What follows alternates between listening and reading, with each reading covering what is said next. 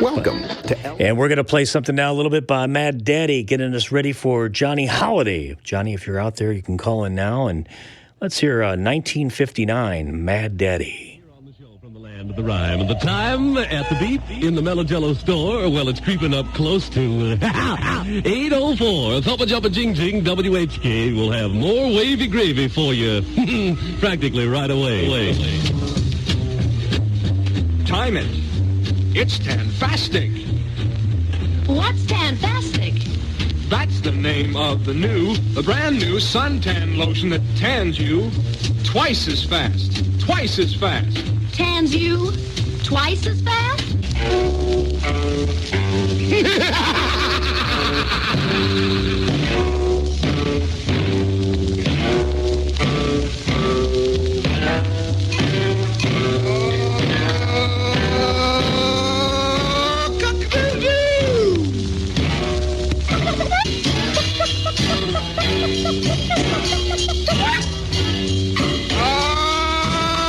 Shut the gate, Susie, and don't let me in.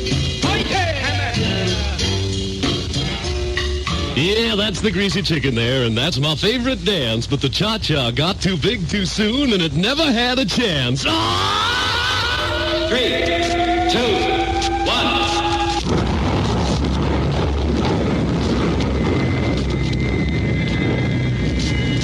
Listen close now, Peachy Keens, while we brag just a little about the rings they got at Green's. I tell you, you like it. It's a beautiful thing. What do we mean? You know, the going steady ring. That circle of gold whose style imparts a high-class luster to intertwined hearts. Mad Daddy Giggle here, Muffins and Men, and the Jungle Drums say it's just 8:10. Thumpa Jumpa Jing Jing, on we go. This is our final style vinyl. This is Mitch Miller with Vic Damone for Coppertone. All right, we have a special guest online. We're going to go to him in just a moment, one of the absolute legends of broadcasting. But prior to that, we're going to talk all about Mad Daddy, which we've just heard. Myers Mints, the Moondog, and how Cleveland, Ohio changed rock radio. And I just want to add something that Johnny wrote about Mad Daddy. Funny, brilliant, energetic, driven, focused, enthusiastic, dramatic, unpredictable, highly creative, observant, insightful, determined, charismatic, dedicated, and so very much, much more. You bet I knew Pete Myers. Now it's your turn. Now begin by turning the page. Johnny Holliday. Johnny, great. Thank you for joining us.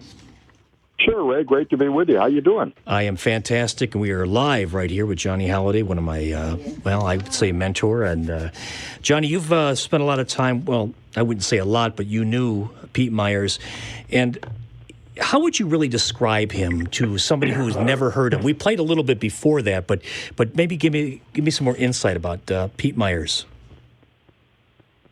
I thought you were describing yourself when you were reading all the things that I said about it.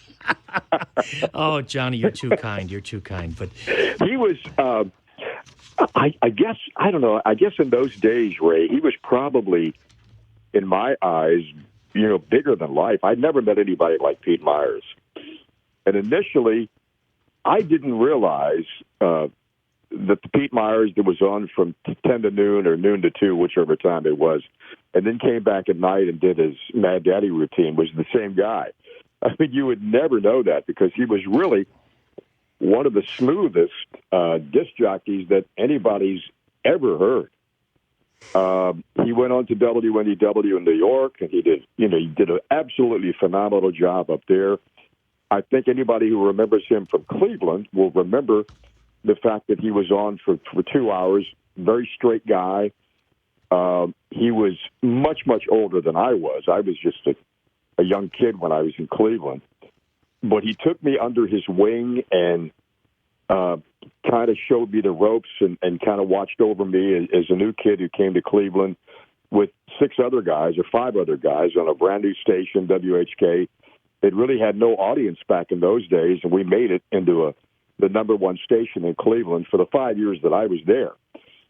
But it's very difficult to put into words what this guy was, what he was like, because he was just in a different world than we were in. To be creative like that, I've heard the clip that you played a little bit of him. and I hope your audience understands, nothing was written down. He was not reading anything. Everything was off the top of his head. He was all the things that you read that I described him being. Wow. Energetic, creative, unpredictable, all those things. And that was Pete Myers. Yeah. Off the air, one of the nicest guys anyone would ever have the opportunity to meet.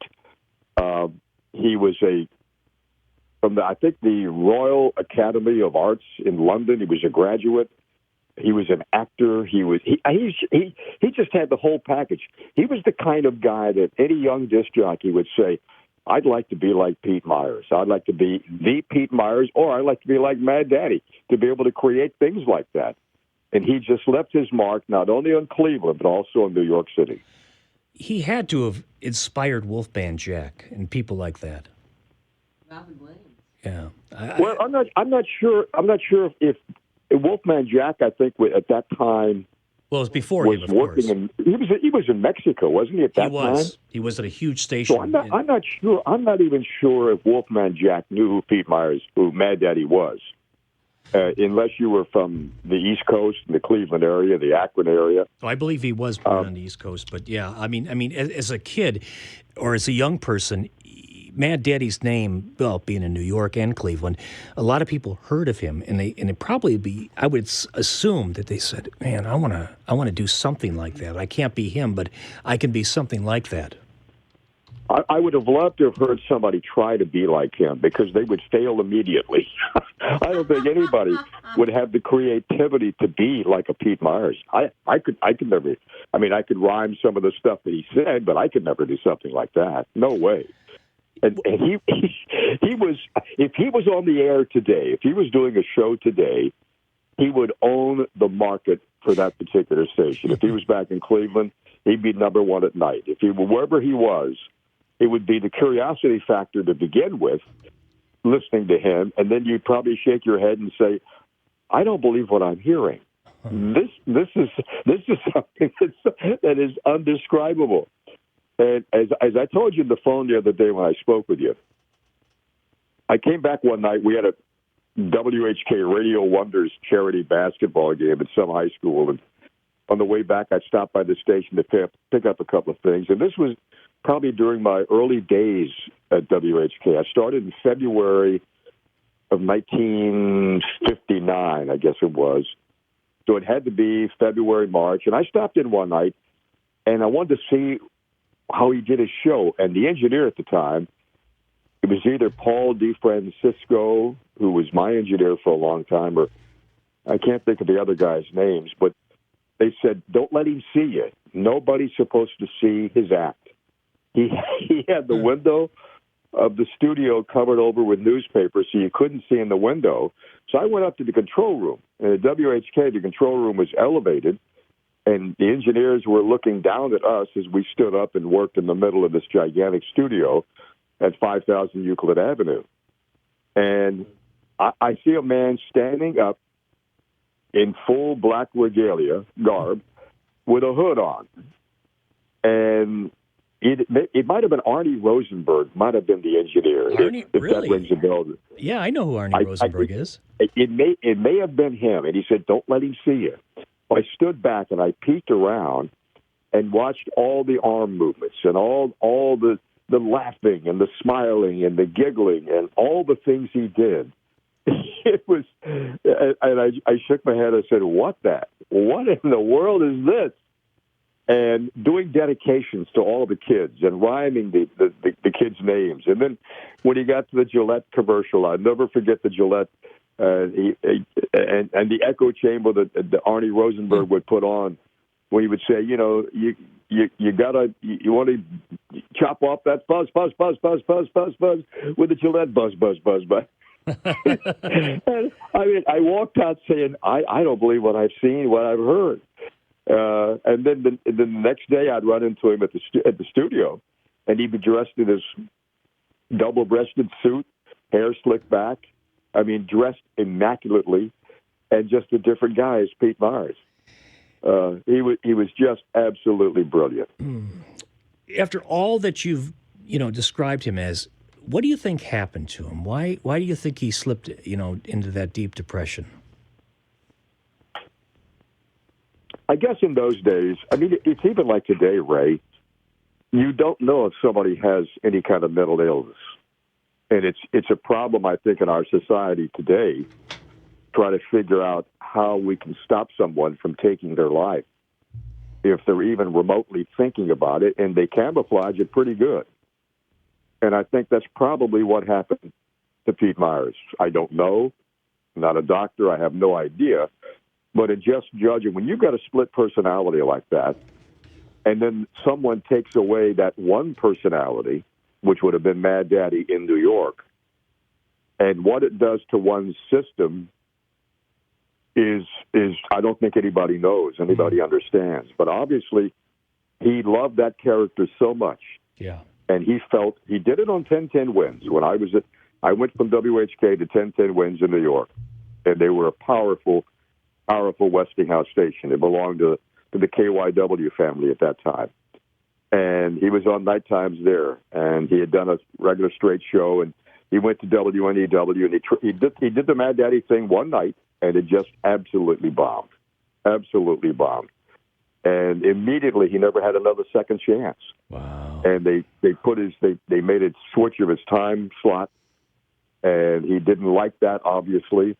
But again, I think he was flying under the radar, that nobody knew that he had this underlying problem, which obviously, when someone takes their own life the way he did, there's a major problem going on that nobody picked up on. Right. I understand mental illness from firsthand, so I know exactly what's going on. But Johnny Holliday, our special guest. Johnny, we're going to be joined on the line with a very special guest here, Mike Leshesky. Hi, Mike. Hey, Ray, I tuned into the show just a few minutes ago, and if you thought I was going to pass up the opportunity to talk to two of my favorite broadcasters, that wasn't going to happen. How you guys doing? Hi, Johnny. Hi, Mike. How are you, buddy? I'm doing quite well. You know what? You guys were just talking about Myers in the studio, and I've come across so many wonderful people. Jan and I, when we were doing the book, and obviously we were working with you, Johnny, when we were doing some research, we came upon so many people who became sort of like amateur historians who did very good work about Myers. There's a guy named Jay Hunt in Canada. He only knew him from the TV show that beamed over from Channel 8 across Lake Erie. There's another guy. His name is Kogar the Swinging Ape. That's the way he wants to be referred. And he's got a show called Jungle Juice. But he sent me pictures. He actually has some of Pete Myers' record collection. And in that record collection were acetates, which were just basically homemade records of all of his sound effects.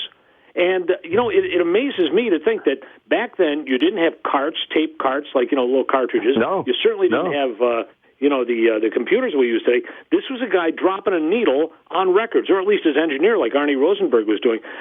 Did you actually... Was Arnie his engineer, Mike? I'm sorry, what's that? Was Arnie Rosenberg his engineer, or Paul DeFrancisco? I think I've heard both their names. Names. And I knew Paul DeFrancisco. He used to live in Bedford Heights. But, I know both their names, and they were both legends in their own right. Yeah, exactly, yeah. Wow. Yeah, but I was just wondering, did they actually, were they the ones who were spinning those records? Because, this is almost like a club disc jockey. You're jumping from turntable to turntable. Yes. That is an interesting thing. I think, when we started, I think only Pete and myself were allowed to play our own records. Otherwise, really? It was all done by the engineers. We got a waiver from the union because I'd never worked with an engineer before. I'd always played my own stuff and ran my own board and did all that kind of stuff. And so when we got to Cleveland, I said, "What do you mean somebody's got to play it for me? I can play my own." Well, no, you can't. You have to get a waiver from the union, which I did, and I think Pete got the same thing. But Arnie did I guess it was Arnie, did all the sound effects, all the echo stuff from the engineer's booth up, looking down on the disc jockeys. Sure, yeah. It's a fascinating moment, the moments that we do have on tape, not only of, obviously, Pete Myers, but also of Johnny Holliday from that era. Yes. And it just shows a different kind of energy and a different kind of world that we lived in, but you're sharing that energy over the radio, and you just don't get it today. There are some great jocks out there who are doing wonderful things, but you don't find that same kind of energy just kind of motivating people anymore. No, I want to jump in real quick. I think today it's too much automation. It's too much of one guy working in 5 different cities and doing one show, a general type show, and no connecting with the audience whatsoever. It was totally different back in our days. I could name off in Cleveland, there must have been 10 guys that I knew who were major personalities at other stations. Right now in Washington, I can't name 2 guys. I don't know who they are. Yeah. Yeah. And it was just a totally different time. Everything changes, and everything is good for that particular time frame. But I was in it at the best of times, working at a tremendous station like WHK and working for Metro Media, then going to Westinghouse. And I mean, those were good times. Every city had a WHK or had a KYW or WERE. Yeah. Every single city had great competition and friendly fire between the disc jockeys. And I used to hang around with Casey Kasem in Cleveland when Casey first got started. And then in New York, it'd be Murray Decay. In San Francisco, Sly Stone. You don't find that today at all. It's totally different. Hey, John, I just want to jump in here real quick. Mike and John, we have Michael Olszewski and Johnny Holliday. John, before you did a show, what kind of ritual or, like I say, like a pregame ritual before you went on the air did you do? Did you have a special routine? I'd say a prayer that I could get through 4 hours. No, I couldn't. I tell you one thing, I couldn't wait to get to work. I couldn't. Well, actually, when I first started, I was on from 11 p.m. to 5 a.m. when WHK changed formats, and that lasted for about 2 months. And I'd never worked an all-night show before. I came down from Rochester, New York, and that was pretty tough because long about 3 o'clock in the morning, I decided I wanted to go to sleep, but I couldn't go to sleep. And then they put me in the mornings for about a year, and then the next 4 years, I did the afternoon show. But I could not wait to get to work.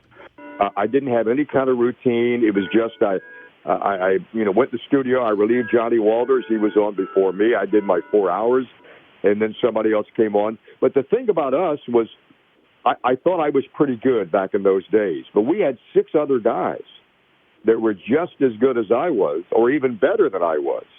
And that's what made that station the powerhouse that it was. And the same for KYW when they had Joe Finan and Big Wilson and Wes Hopkins and Reb Foster and all these, Jerry G, all those other guys. And ERE had Tommy Edwards and they had Mike March and Casey Kasem. And the town was just loaded with talent. And I can only speak for myself, but I had no special routine. I just couldn't wait to get to work every day and play those hits, 50 through number 1, which was, anybody could do that. And I just had the time of my life when I was on the air. Yeah. Well, you really had a great personality in the way you delivered everything. I really enjoyed that. And Mike, I must say that you and your wife Janice have really captured the essence of what great radio is all about. Because a lot of young people listening to this show right now have no idea of how great radio could be. That's a good point. And let me just point something out here. Johnny, we couldn't wait for you to get to work either. I just want to point that out, too. But, the thing is, and thank you, Ray, for that. That's a very nice compliment. But I also want to say that there are people that Janice and I had talked to, obviously you, Johnny, a guy named Rex Doan, who does a show on WFMU, Miriam Lina, people like that who are keeping this legacy alive.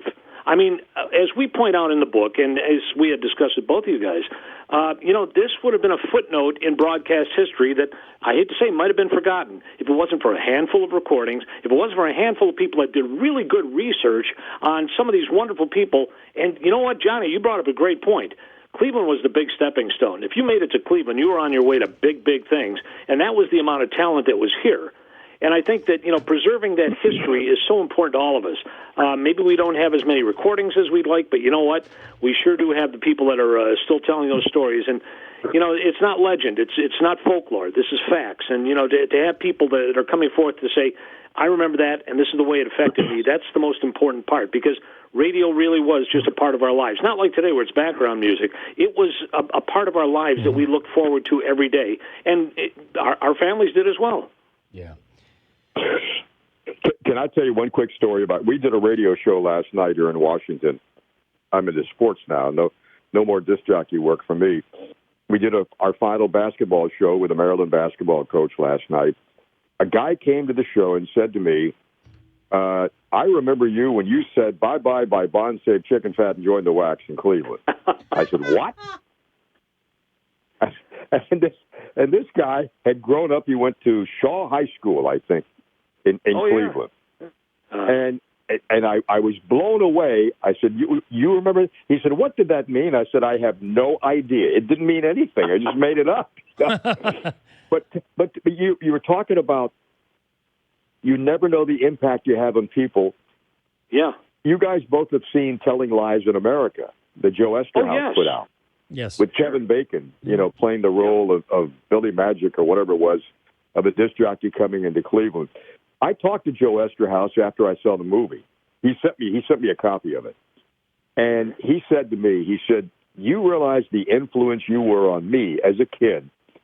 He went to Cathedral Latin High School. He said, I was at the basketball game the night that Chuck Reynolds, the JV basketball coach at, Benedictine High School. Benedictine, wow. Gave you an elbow to the head, and you had a concussion. You went to the hospital. I sent you a card. He said, I could call you every afternoon. You'd pick up the phone in the studio. You'd give a shout-out to the guys at my high school. You came to the school. You did a record hop. I got within 20 feet of you. This is Joe Esterhaus telling me all these things, of which I have no recollection whatsoever. I mean, I remember the concussion, but that's about it. But if a guy like that, who went on to become a major screenwriter, is that you never know who you're going to affect. You have no idea. There's another lady who's an actress. You may know the name Dee Hoty, Hoty. Oh, yeah, she's been on my show, yeah. Okay, Dee Hoty was the original mother on Broadway in Mamma Mia. Yes. The touring company comes to Washington some years ago, and I'm looking at the playbill, and since I do theater, I was really intrigued by the show. So I sent a note backstage after reading that she got her start at Kane Park Summer Theater in Cleveland. And I said, were you by any chance in Fenian's Rainbow with me? I played the part of Og the Leprechaun. The note comes back at intermission. She says, yes, please come back and visit after the show. And here is Dee Hoty, now on Broadway as a major star. She said, I was at Shaker Heights High School. I was a senior, and I was cast in Fenian's Rainbow at Cleveland's Kane Park Summer Theater by Jerry Leonard. Now, how about that? Wow. As a coincidence. So I tell people, I work with Dee Hoty. I didn't say that she was 17 and I was 21 at the time. Wow, that's amazing. Here's a similar story. There was a kid in Stowe, Ohio, which at that time, you might as well lived on Mars if you lived in Stowe. It was a long way away from Cleveland. But he used to listen to Mad Daddy. And he would call him all the time, and he would take his calls. And once he was on for a really long time, and it was a long-distance call. So Mad Daddy said, wait a minute, where are you calling from? And he said, Stowe. And he said, that's long distance. Hang on. Then somebody got on the phone afterwards and said, Pete's going to pay for your call. How he did that, I don't know. The thing was, that kid turned into Lux Interior of the Cramps, who did the song Mad Daddy. Oh. And, he's another one, just keeping the legacy alive. God, that's a good story, Mike. Oh, my God. And let's not forget, Johnny, you're into sports as I am, and Larry Zonka came from Stowe, Ohio. Oh, is that right? Yeah. Oh, I didn't know that. Yeah, the great Larry Zonka. One of these days, Johnny, we'll have to have you back on, and we'll just talk sports, you and I, because I love baseball and basketball as well. It's good stuff. Well, I tell you, Mike, you're going to have some book signings, aren't you? Well, yeah, we're hoping so. As a matter of fact, we're talking to there's going to be several venues. As a matter of fact, there's been interest in, get this, Baltimore, Cranberry Township, Pennsylvania, outside of Pittsburgh, Columbus. We're looking for a Cleveland date so we can all get together, and hopefully, Johnny, we can convince you to come back as well. Oh, I will. I'll come in. I'll definitely come in. I'd love to. Yeah. Yeah. That's great. Well, I know people are listening right now that own bookstores. If you want to have Michael Shesky and possibly Johnny Holliday, for a book signing, contact me at ray@raycaram.com, and Great idea. I'll pass the information along to Mike. We would love to do that because just to tell stories, and, I could bring a sound system. You guys can just continue this conversation about all the great things in this book. And the book is available just about everywhere. Myers, Mintz, and the Moondog, and how Cleveland, Ohio changed rock radio. Boy. Gentlemen, I can't thank you enough for being here. Thank you, Johnny. Thank you, Mike. Thank you. Sure. And Mike, I hope, thank you, Johnny. I hope And your book brother, sells. I can't wait to hope see it it. sells 2 million copies. That sounds great. Thanks again, guys. All right, Johnny, we'll talk soon. Okay. Mike, thank you. Bye-bye. You bet. Johnny Holliday, Michael Shesky. Would love to have them stay on a little bit longer, but we know time is precious here. We're going to kind of wind things up with more Mad Daddy, so check that out, folks. And if you own a bookstore or if you know somebody who does, and you'd like to have, a book signing with Mike and Janice and, maybe some other people there, let me know. I know that this book is well worth reading, and even if you don't know anything about Mad Daddy, it is worth reading. So I hope you enjoyed the show today. A lot of fun, and it's all going to be up on raycaram.com later today. Mad Daddy Eagle here in Ooblah Bee, and it really seems funny to me that in this modern age, some people still persist in shaving with old-fashioned straight razors. Ooh, that do smart. Well, hey, little stinkers, if you're starting to shave, try the Mad Daddy method, because I'm sure you'll rave about the peachy shave you get when you prune your peach fuzz with an adjustable Gillette. Because whether your shrubbery is thick or thin, you get the blade exposure and angle set that's tailored for your skin. Yeah, shaving comfort's yours in spades with cool Gillette leather and Gillette blue blades. Now, you listen close, because this ain't no jive. Buy Gillette Adjustable. It's $1.95. But when it comes to razors, this is the greatest. You take it from your daddy, it's the latest.